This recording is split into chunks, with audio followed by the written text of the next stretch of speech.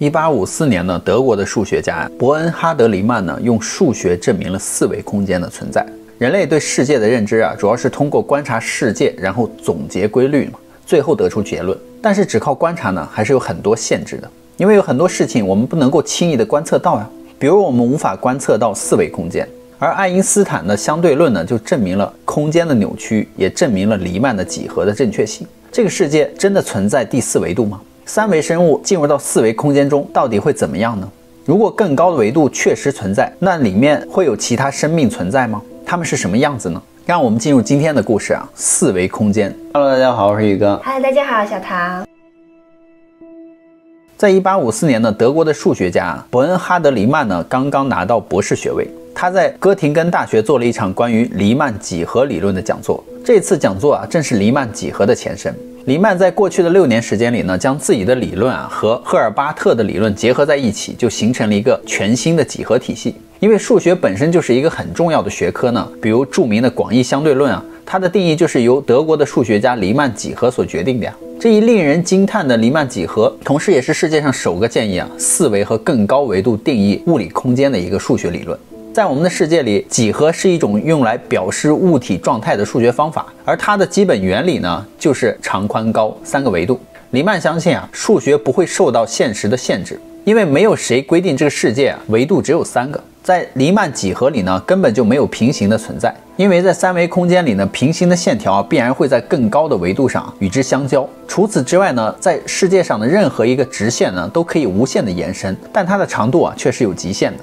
在黎曼的想象中三维空间就像是一条直线，一直延伸呢，总有一天呢，它会回到原点，而这条直线的长度呢，就等于空间球体的周长。而著名的广义相对论呢，则是在黎曼几何的理论基础上呢，提出了物质和空间之间的联系。爱因斯坦呢，从黎曼那里就得到了灵感，他相信空间并不是平面的，它是一种弯曲的形状。因此呢，当物体的体积足够大的时候它就会向内压缩，而形成一个弯曲的弧形，就像是用塑料薄膜将一颗玻璃球放到了塑料薄膜当中，塑料薄膜呢就会向内塌陷嘛。而物质之间的引力呢，也是因为空间的扭曲而导致轻的物体呢会向重的物体掉落，这是一个很好的解释因为重力越大呢，空间就越容易扭曲嘛，而形成一个斜坡，其他的东西呢就会被吸引过来。不过因为宇宙中的一切物质呢都有自己的初始速度，所以它呢并不会直接的掉落在重物上，而是会在重物的周围不断的旋转，直到它的初始速度耗尽呢，它就会重新落在重物上。在宇宙中我们可以看到地球是围绕着太阳旋转，否则呢根本无法解释因为太阳并没有用绳索拉着地球旋转嘛。所以在物理学的世界里呢，一切都是有原因的。而爱因斯坦的相对论呢，已经证实了黎曼几何和空间的正确性，那么我们就可以用数学来推断第4维度的存在，也是有可能的。如果说在4维世界呢，它们的生存方式和3维世界是不同的，那么当3维世界的生物进入到4维的时候呢，它们将不再是我们所知道的那个样子，而我们也可以彻底的摆脱3维世界的束缚，变成一个可以随意操控低维度的掌控者，甚至可以安排和改变自己的过去和将来。从某种意义上来说呢，这是一次跨越时间的旅行。不过4维空间的概念还停留在量子理论上，谁也不敢保证当人类进入4维后，会不会因为空间的变化而改变自己的容貌，甚至有可能直接的化为粒子，只留下一种意识形态而存在。在《三体》中呢，曾经有一段关于4维的描写，那就是4维空间的存在。当时的人类就是利用4维的能力呢，潜入了那个坚硬无比的三体的水滴探测器之中，而将其摧毁的。从这一点来看，4维与3维之间最大的不同呢，就在于它没有内部和外部。因为我们不能想象一个没有内在和外在的世界会是什么样子。人类的想象呢，其实都是基于现实发散思维，现实中完全不存在的东西就很难去描述。所以要理解4维呢，就需要用到一些东西，那就是2维空间。我们都亲眼目睹了2维的世界嘛，比如说就是一张画。首先假定我们是一个平面的生命体在这个世界里呢，我们的身高是没有的，只有长和宽。那在2维的世界里，我们能看见的永远都是一条长短不一的线，因为我们无法观测到3维空间的高度嘛。作为一个平面生命，我们的食物很有可能就是一条更短的直线，也就是最小的一根线。当你将这些东西吞下去之后呢，在3维世界中的人就可以看见食物是怎么被你塞进胃里的，甚至可以直接看穿2维生物的肚子，可以直接从第3个维度中而取出肚子里的食物假如一个物体呢在3维空间中穿过了2维空间，例如一根钢笔插入到一幅画当中那么二维的世界里就会看到一个光点从虚无中浮现出来，然后慢慢的膨胀，变成一条直线。随着时间的推移呢，这条线会永远的留在二维世界中。更奇妙的是，从不同的角度观察，这条线的长度并不相同。因为在二维世界中，每一个线的长度都是恒定的，所以它可以被拆解，但不会突然的发生，不会凭空的出现，也不会时长时短。所以从二维的角度来看，类比到三维的世界中我们就可以大概的知道四维物体出现在三维的世界是怎么样的了，从而能够更好的了解四维的空间。首先，四维世界一定能够看见我们体内的食物，而在第四维度呢，我们将会丧失内在和外在的联系，就好像有一条拉链呢把我们给打开了。其次呢，四维物体是不可能完全的进入到三维世界的，它只能够将一个物体的一部分投射到三维世界当中。因此我们能够看到的就是一个物体突然从虚空中出现，大小不一，从各个角度观察呢都会产生不同的效果。更何况四维空间的投影很有可能并不是真实存在的，只是一个在三维空间中穿梭时而留下的缝隙或者是黑洞嘛。因此当三维物体接近洞孔的时候呢，就很有可能从上方跌落至四维。那么一些科学家就猜测呢，黑洞的存在就很有可能是物质太重将空间压穿了，所以呢黑洞的中心将会是一个可以穿越到四维空间的通道。如果说这个黑洞真的是一条通往四维的通道，那就代表着四维是真的，我们也有可能去到那里。人的好奇心必然会驱使着他们不惜一切的代价也要一睹四维的真容嘛。那让我们根据以上对四维空间的认识推理一下三维生物进入到四维空间中到底会是怎么样的吧。首先我们假定速度是这样的，就是当我们的速度与宇宙的速度相近的时候，我们就能够进入四维。那个时候呢，我们的速度就会接近光速，以这样的速度只需要几秒钟的时间呢，我们就能够跨越大西洋，甚至还能够观测到附近的任何东西，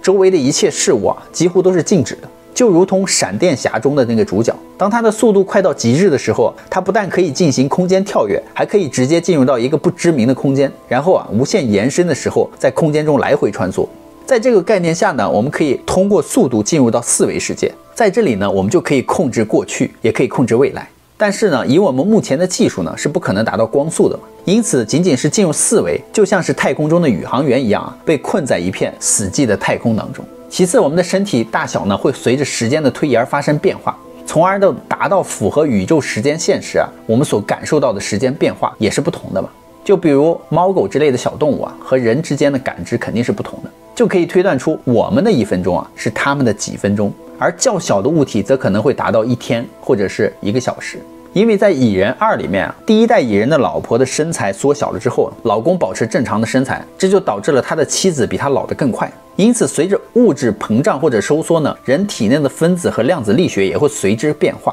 从而影响到自己对时间的认知。最终呢，我们以不发生变化的方式被传送到了4维世界，我们有可能就是人偶了。之所以这么说，原因就是因为我们无法通过意识领域来突破空间，就如同动画人物画板上的人物一样嘛，他们没有超越自己空间范围的意识。再往深了说，就是说好像他们所有的动作都是心甘情愿的，但实际上呢，都是被3维空间里的物体而控制着的。这就是所谓的降维打击嘛。因为我们不能够预测4维世界的所有动机，也不能够预测未来。正是因为4维空间比3维多了一条时间轴，所以4维空间的时间可以无限延长，也可以无限压缩。所以我们不可能进入4维，哪怕我们的科技有了新的突破呢，也不可能在短时间之内呢理解这个世界的奥妙。最后我们会被困在4维世界当中，因为我们身处的是一个立体的空间，它包括了2维和4维中的一部分。根据许多的科学家研究呢，目前可以将其理解为空间会相应叠加，从点到线，从线到面，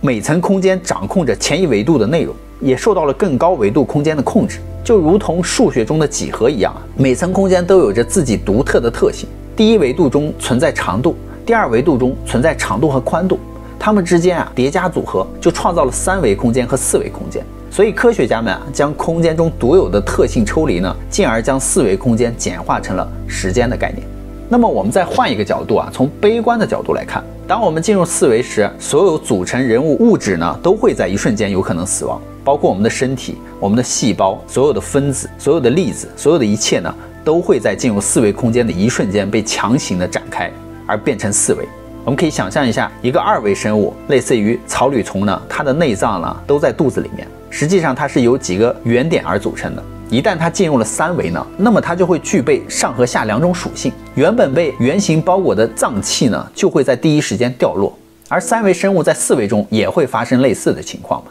因此，人们想要进入四维世界呢，就必须要在四维空间中制造出一道四维的屏障，这样才能够保证自己的安全。而一旦进入四维，那么在四维的空间内，人类的立体的观察能力是无法看到整个四维空间全貌的，只能够看到连续的四维的物体碎片。让我们来举个例子啊，就是在二维的世界里，二维的生命只能够看到一个点和一条直线嘛，它们只有这个器官。而在三维的空间里，它们也只能够看到周围全部都是长短不断变化的线条。那么人类也是一样呀，要借助黎曼几何等数学手段，将三维的物体进行四维组合，才能够真正的观察到四维。如果真的有更高的维度，那就有可能诞生出新的生命嘛。在一个充满了未知的世界里，会发生一些超出人类认知的现象，这是再正常不过的事情了。不过这种可能性对于我们目前的情况来说并不会有太大的影响。科学家们对自己的研究非常的严格，他们有一个必须遵守的准则呢，就是如无必要呢，莫增实体。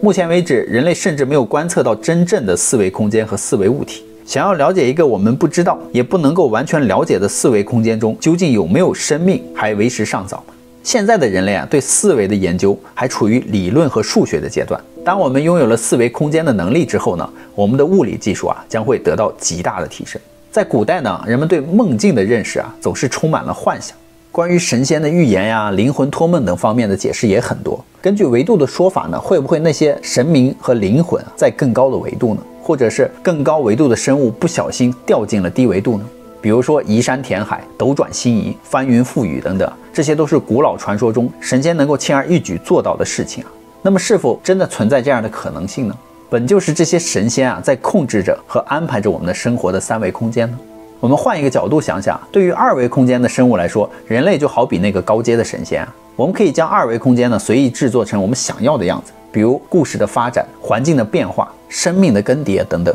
只可惜目前的人类还没有找到解决能源的问题的办法，甚至还无法离开太阳系。现在连三维的宇宙都还没有弄清楚就想去四维，那还为时尚早。就算有理论支持呢，也没有实际操作的能力因为人类在未来的探索中呢，首先要解决的就是能源问题，其次呢是依靠升级后的能源呢，制造出更强的宇宙飞船来探索附近的恒星系，形成一个可以充分利用恒星能量的星系嘛。而对于四维呢，虽然大部分人认为是有四维空间的，但并不会轻易的影响到三维空间，就像我们无法找到一个二维空间并干涉它一样引用霍金的一句话呢，就是在我的眼里这宇宙空无一物，除非有我爱之人和爱我之人环绕其中。当千帆过尽，我看到了人类的凯旋。人类不过自然的造物，基本粒子的聚合而已，为世间甜女的康健与安逸，为芸芸众生的良机与爱意奋斗不息。做一个勇敢的人，做一个好奇的人，做一个坚定的人，翻山越岭试进城。总有一天我们会打开四维世界的大门。那么故事呢，宇哥就讲完了。那我们今天的视频就到这，喜欢我们频道的朋友，欢迎在下方留言与我们互动哦。别忘了订阅关注宇哥与小唐的频道哦，拜拜。拜拜。